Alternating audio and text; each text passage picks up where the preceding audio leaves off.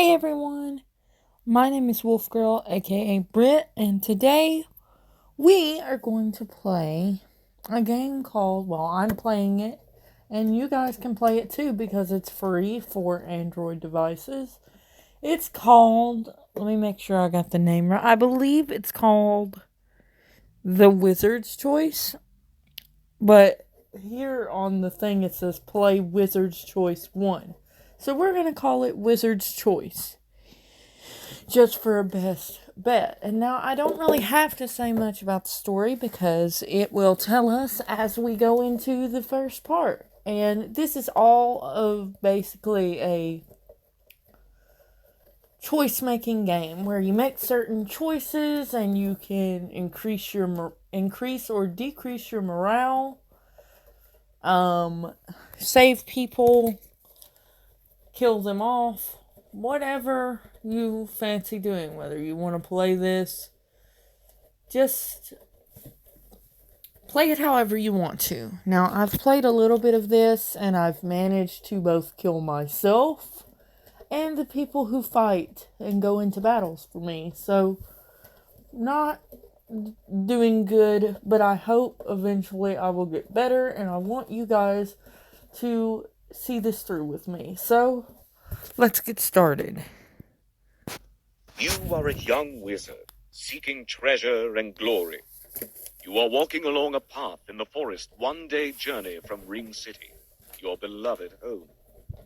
Night has just fallen, and you're thinking about how it might be a good idea to find a campsite. After all, you are in goblin territory, and it is dangerous to travel in the dark. Suddenly, you smell something awful. Reginald, are you responsible for that outrageous smell? You ask the warrior striding ahead of you. Pray no. I am always downwind from my companions when I squeeze the bellows, Reginald answers. You realize that you have never encountered this stench before, and it is close. Perhaps it is your imagination, but is that muffled breathing you just heard? What do you do? 1. Shout a warning to Reginald. 2. Dive flat on your face. 3. Hide. 4. Stop and listen. Speak the number of your choice, or say, repeat. When in doubt, hiding is a fine strategy, and the forest offers plenty of cover. Your morale goes up a point. You motion to Reginald as you creep off the trail. Now inside the brush, you can see green, glowing eyes staring at you from behind a tree several paces away. You hear a snort as several green-skinned goblins charge out of hiding toward you. With an arcane word and a flourish of one hand, you use 2 mana and send a bolt of fire into the leader of the charge, who drops to the ground, thrashing in flames. Reginald hacks down another with his sword. The remaining 3 run away, whooping and yipping. Their cries are joined by others from the dark forest all around you. Many calls from far too many goblins to fight toe-to-toe.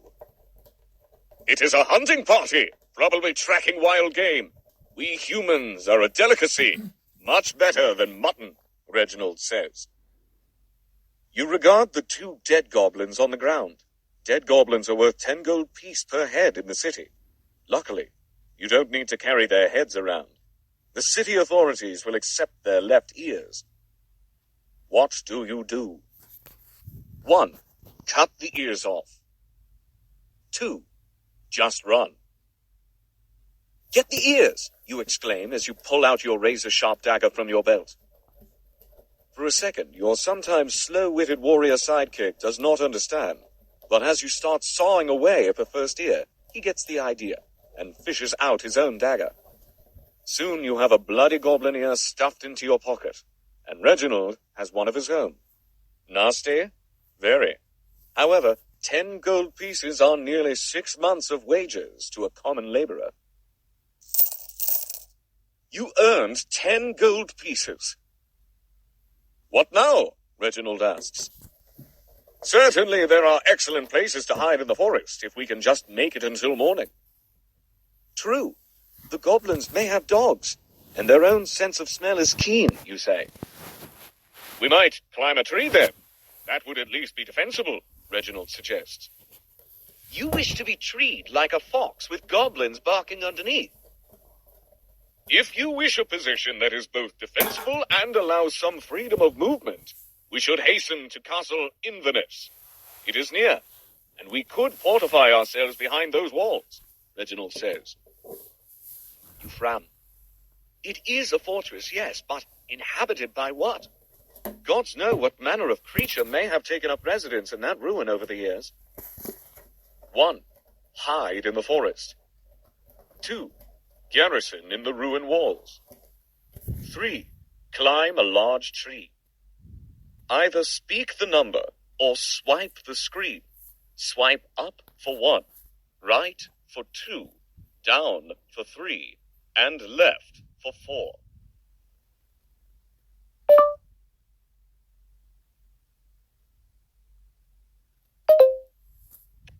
Goblin hunting calls echo from all around in the forest as the two of you dash up the path 100 meters or so, where you find a fork in the road. The path to the right appears to be seldom used, since it is nearly overgrown. The path to the left is clear, and you think you see firelight down the way. Could this fire belong to the goblins? Or, if you are lucky, it is the campfire of another friendly adventuring party. What do you do?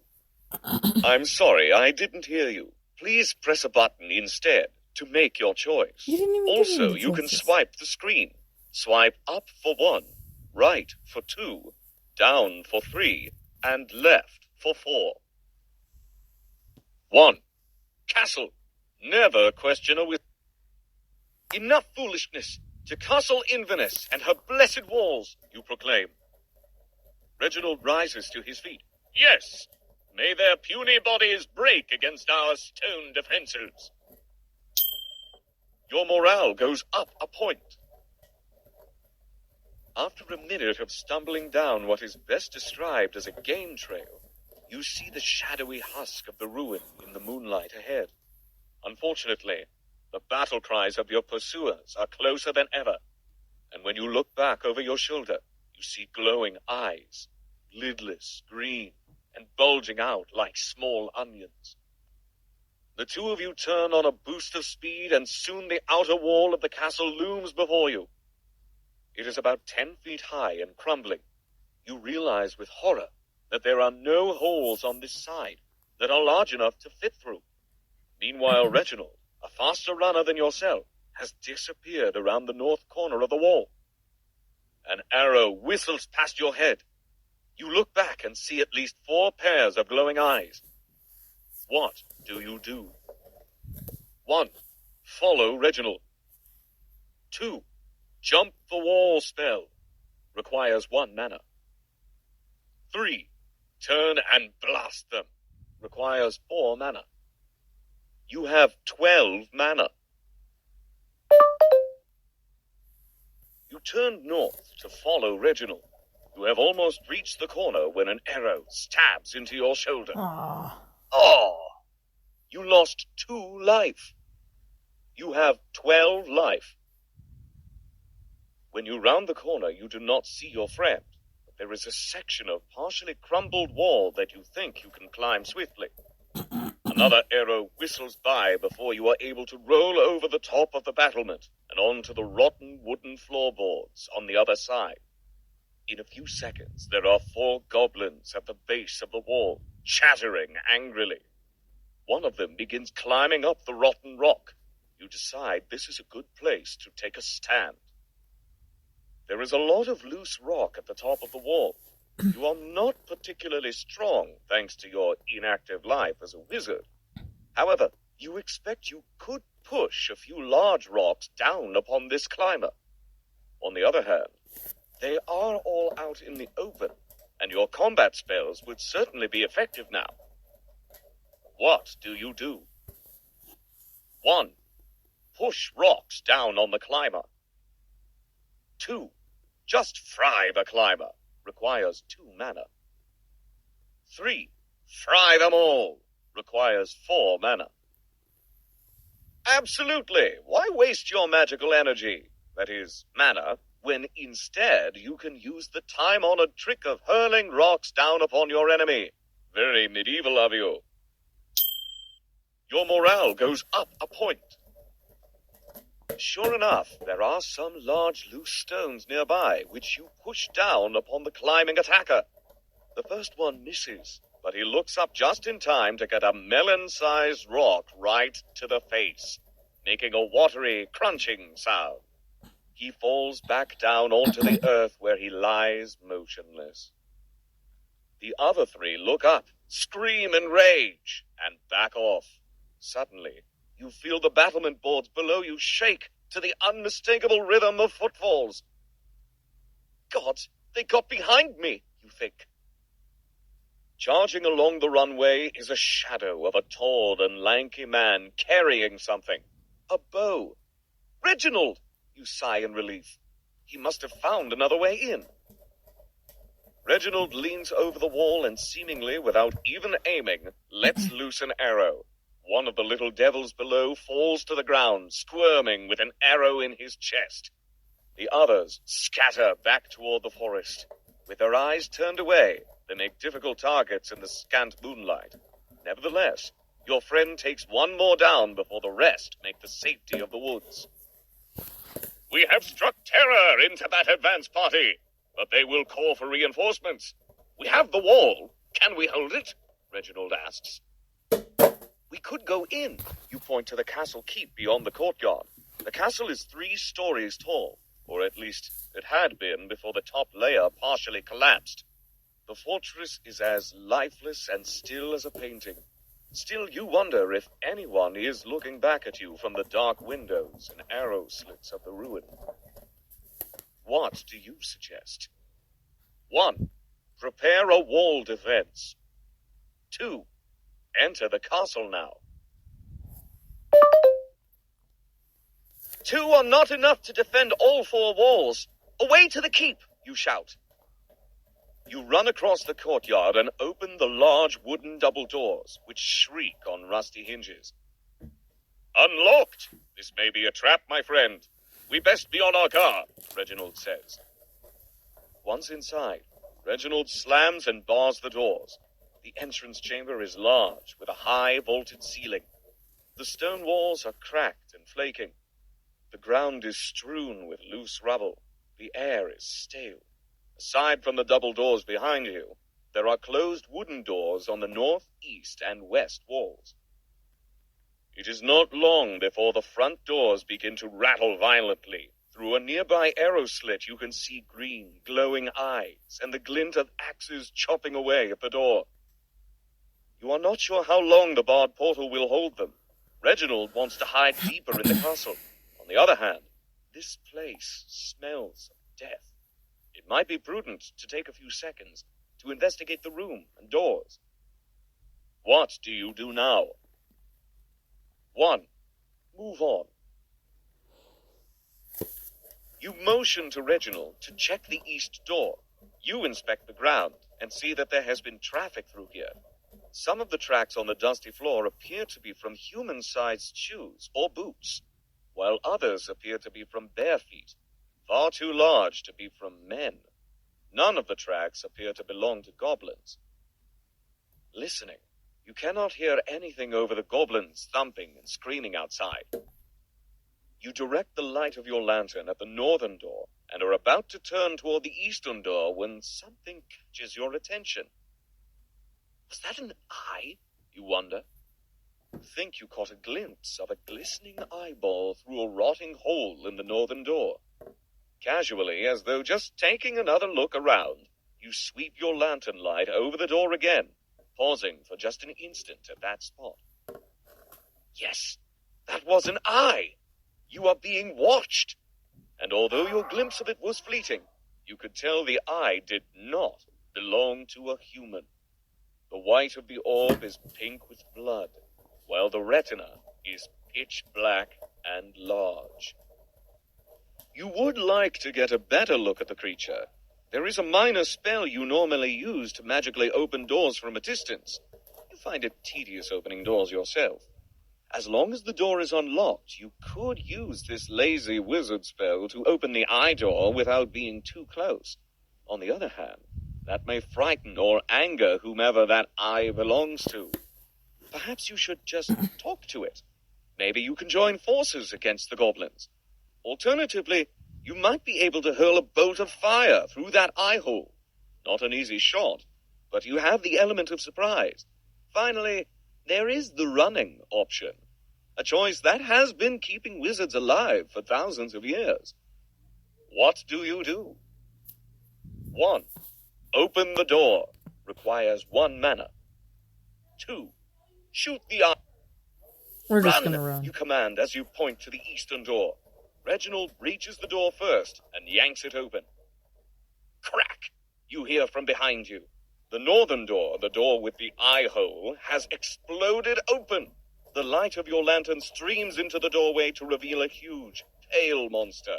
It is naked and hairless, with the exception of the pubic area, which obscures the gender of this creature. One small mercy for an otherwise damning sight. Of course, whether this is a lord or lady monster is the least of your concerns. The giant spiked club it grasps tightly in one hand and the melon-sized rock it holds in the other are at the top of your mind. Just run. Gods! It's an ogre! Reginald shouts. Just then, the front doors of the castle burst open. Like a tidal wave crashing on the beach, a heap of goblins falls into the room, creatures one on top of another. A chorus of glee erupts from their fanged mouths. Arrows and spears fly over and between the goblins in front. You are struck by a spear. Oh! You lost 2 life. You have 10 life. Luckily, it is only a flesh wound. Meanwhile, the ogre roars in rage and throws his rock at the first goblin, striking it in the chest with such a nasty crunching sound that you know the goblin will never get up. Reginald and you nearly collide in your haste through the eastern portal. Once through, you slam the door closed. From the entrance chamber you just left come goblin yips of triumph, which then turn into screams of terror that are immediately drowned out by an earth-shaking snarl. Next is the sharp slapping of flesh against flesh and the wet sound of bodies ripping apart. You run from one room to the next. The ogre is not much of a housekeeper. The castle is full of giant cobwebs and broken furniture. Finally, you enter a larger room, a dining room, as evidenced by a long wooden table and 2 fireplaces. You motion to Reginald to stop, and you both listen. Faintly, you can hear the far-off sounds of battle from behind you. Cannot leave that way, you think. Just then, you hear something else. Labored breathing. And is that crying? 1. Investigate the sound.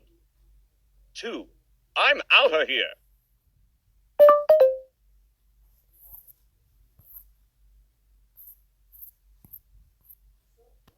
I'm sorry, I didn't hear you. Please press a button or swipe to make your choice. For glory and loot, you think to yourself as you take the lead. Your morale goes up a point. You quickly realize that the sound seems to be coming from this very room. You creep over to the other end of the dining hall and see a young woman sitting on the ground, chained to a fireplace, rocking back and forth and sobbing. Reginald was right.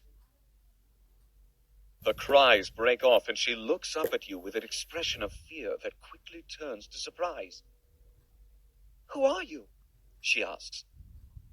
You tell her your name and that you are here to smite evil while making your fortunes.